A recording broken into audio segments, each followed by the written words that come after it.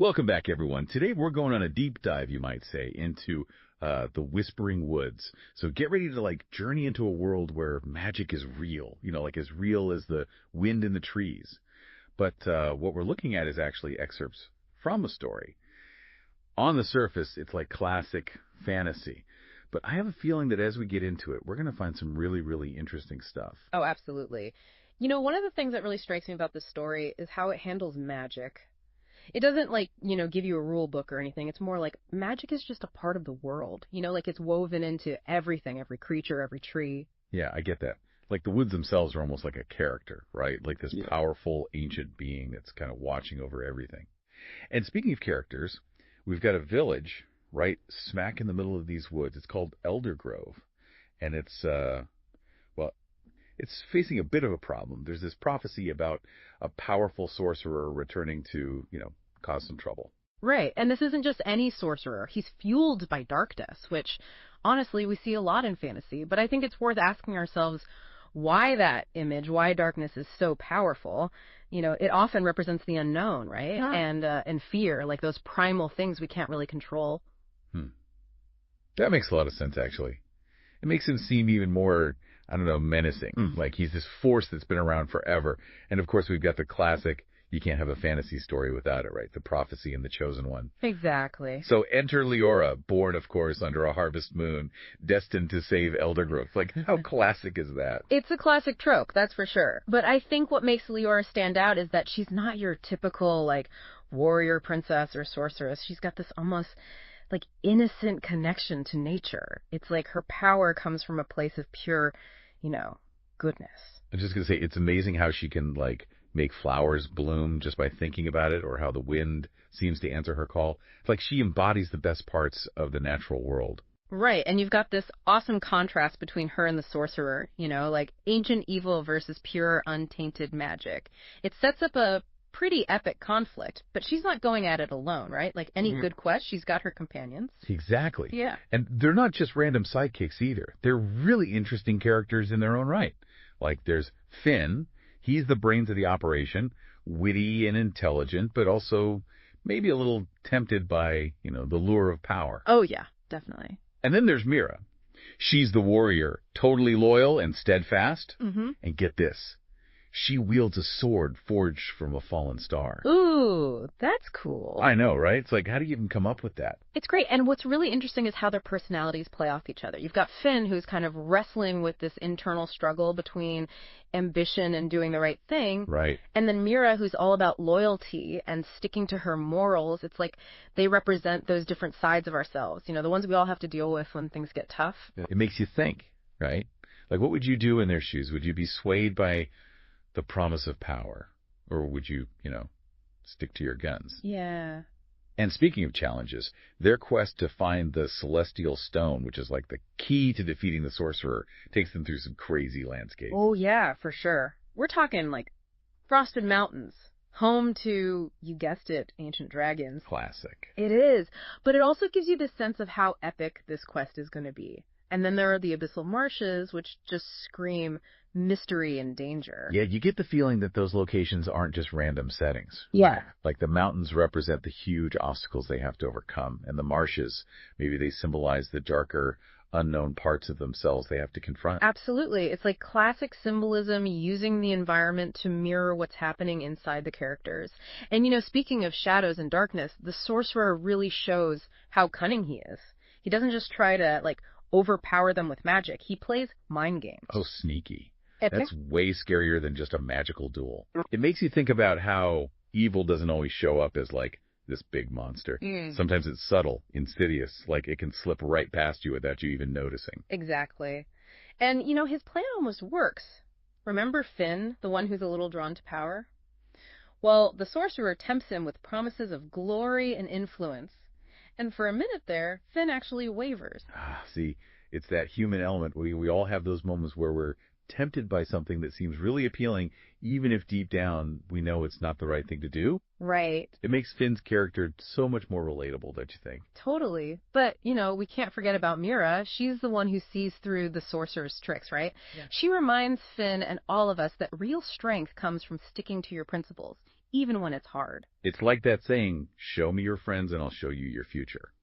The people we surround ourselves with, they can have a huge impact on the choices we make and who we become. It's so true. But thankfully for Liora and her friends, the sorcerer's mind games don't work forever.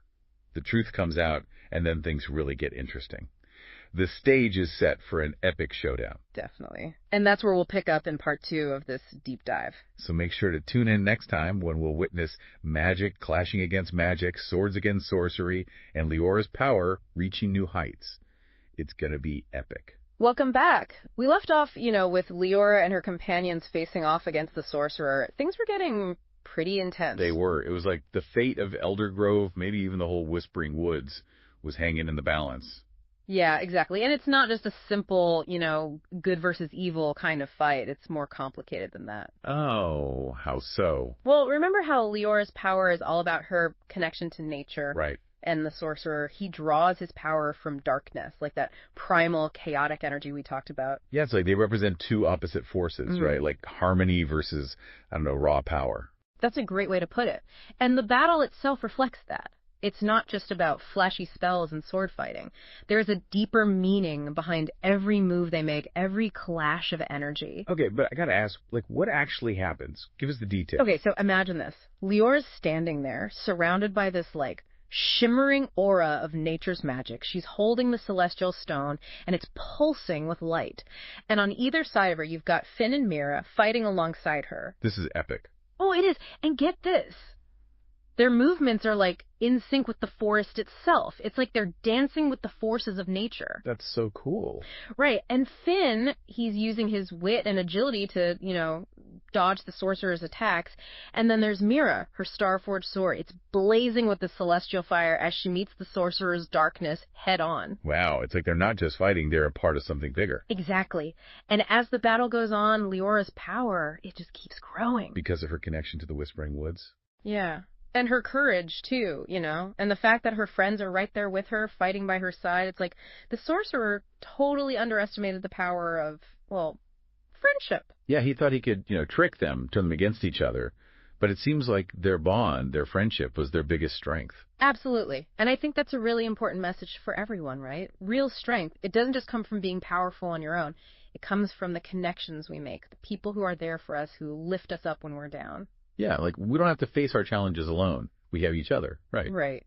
And speaking of overcoming challenges, how do you think Liora finally defeats the sorcerer? I don't know. What does she do? Okay, so remember how the sorcerer gets his power from darkness? Yeah. Well, Liora, using the celestial stone, unleashes this massive wave of pure light. It's so radiant, so powerful that it just washes over the battlefield, pushing back the shadows, basically dispelling the sorcerer's darkness.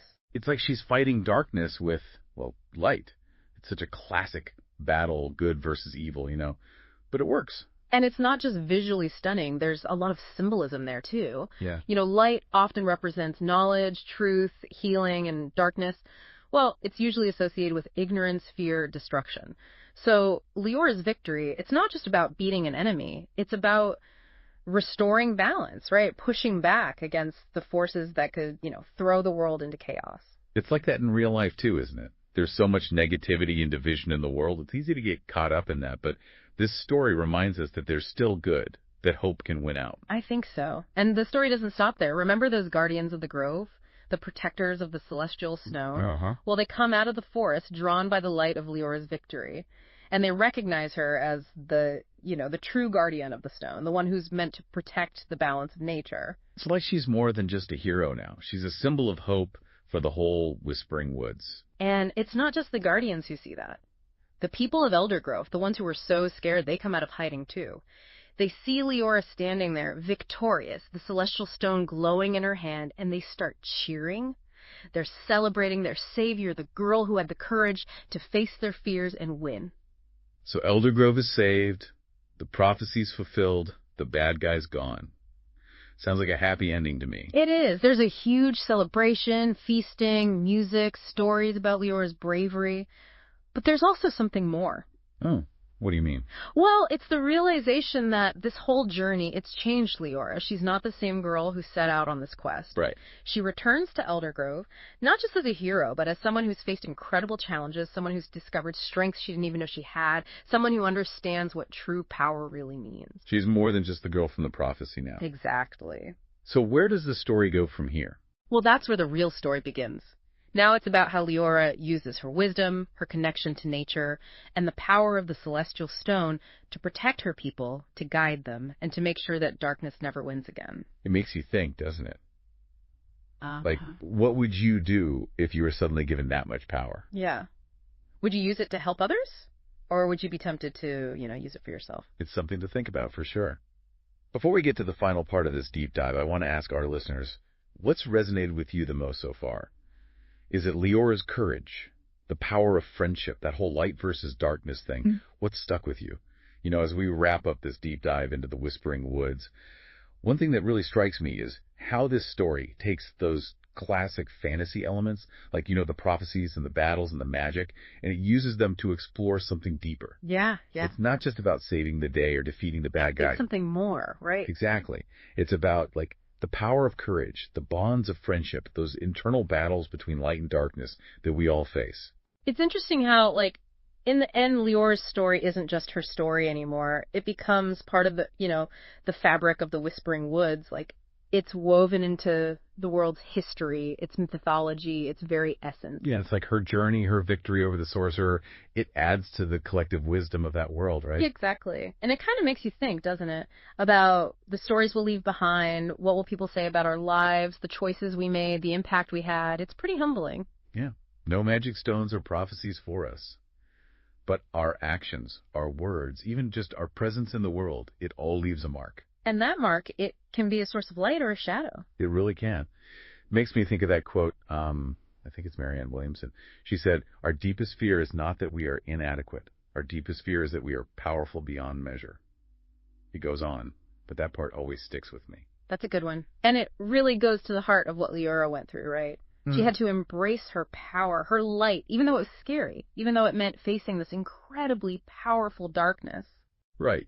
She could have just ignored the prophecy, stayed hidden, but she didn't. She stepped up, faced her fears, and not only saved Eldergrove, but brought hope back into a world that desperately needed it. And I think that's what makes a true hero, isn't it? Not just what they do for themselves, but the ripple effect of their actions, the way they inspire others, the light they bring into the world. So as we close out this deep dive into the Whispering Woods, I want to leave our listeners with this. Yeah. What will your story be? What kind of mark will you leave on the world? Will you be a source of light, a force for good? Or will you let fear, doubt, that inner darkness hold you back? Big questions, right? But important ones. And this story, with all its magic and wonder, it reminds us that even the smallest acts of kindness, of courage, of love, they can have a huge impact. They create ripples of light that can spread further than we could ever imagine. It's been great exploring this story with you. Thanks for joining us on this deep dive. Until next time, keep exploring, keep questioning, keep searching for those stories that spark your imagination and maybe even challenge you to be a little bit better, a little bit brighter.